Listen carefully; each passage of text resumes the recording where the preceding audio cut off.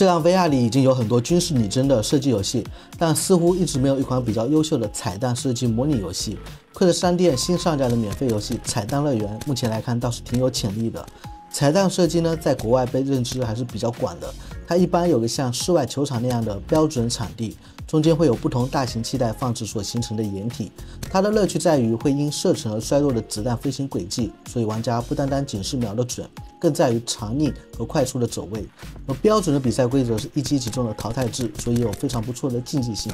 彩蛋乐园主打还原真实环境的彩蛋射击场，在 VR 一体机里的画质还是蛮逼真的，因为本身场地模型就比较简单，一上手给人的感觉的话，它仿佛是给线下 VR 实体店来打造的，因为它右手柄的摇杆不是转弯，而是输入的左右横移，好像在鼓励别人在现实生活中直接移动。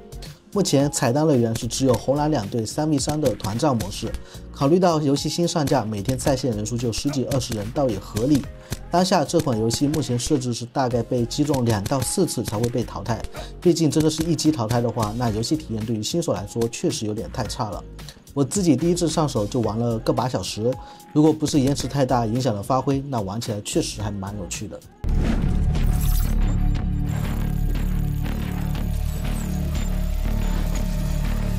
VR 虚拟的，但体验是真实的。大家好，欢迎来到本期的 VR 玩乐，我是老朋友翟老师。那进入游戏的第一件事情就是先加入这个匹配模式，因为在线的人数比较少，你可能需要等待比较蛮长的时间才能等到一场匹配比赛。那在这里我们就可以进入这个训练场去熟悉一下我们这个彩蛋枪。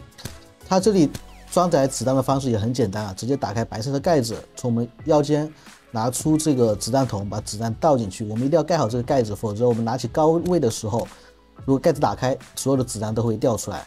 目前游戏里面只提供了一种彩弹枪，同样的，它的彩色也是只有绿色这么一种颜色。在场地的旁边还有2个迷你小游戏，比如说射这个飞盘，我个人感觉蛮难的，我在这边射了大概1分钟都没有射到一个飞盘。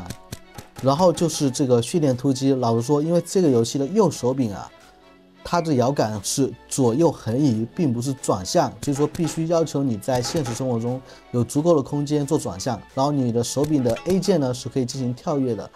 但是它的跟随移动的方式是跟随你的手柄，不会根据你的头部移动。那对于我个人来说是比较晕的这种方式的话，而且开发者目前没有在设置里面给到你调整的选项，这点是我玩这款游戏唯一不适应的地方。一旦匹配进了多人模式之后，你和其他玩家就会出现在这个等待室里面，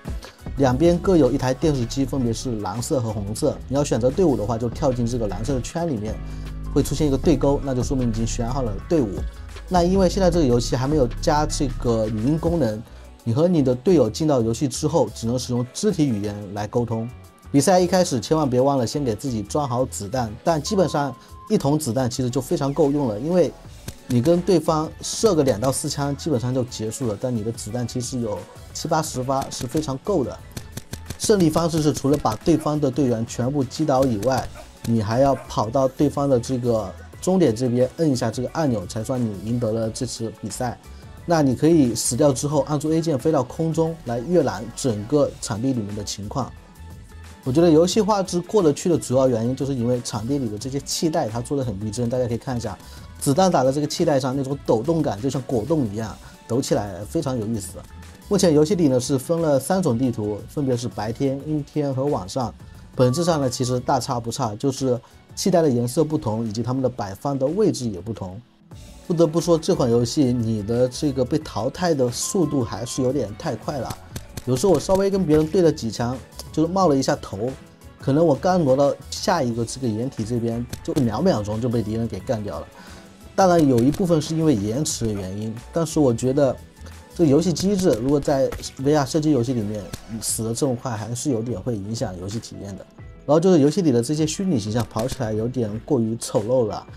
因为这个游戏是可以奔跑的，你摁下左手柄的摇杆就是跑。然后如果你在现实生活中做一个下蹲动作的话，就可以直接变成滑行。不过这个场地终究是只有这么大，你稍微往前走个几步就已经跟别人进行一个短兵交接了，也就是基本上不会有让你就是这么大范围进行移动的可能。所以说我觉得这个游戏啊，3对3都有点太多了。我个人觉得有个1对1的模式，然后加点血量，这样可能会更适合。不然每局对局的时间着实是有点太短了。但整体的游戏性还是相当不错的，希望后续整个游戏能够再更加完善一点。OK， 那本期的视频就到这里，我们是不等待 VR 成熟，而是要陪着 VR 成熟的 Loading VR 载入圈。如果你也是对 VR 相关感兴趣，欢迎加入我们的玩家交流社群，具体入群方式我会写在评论区。别忘了给我点赞、投币、转发3连。那我们下期视频再见。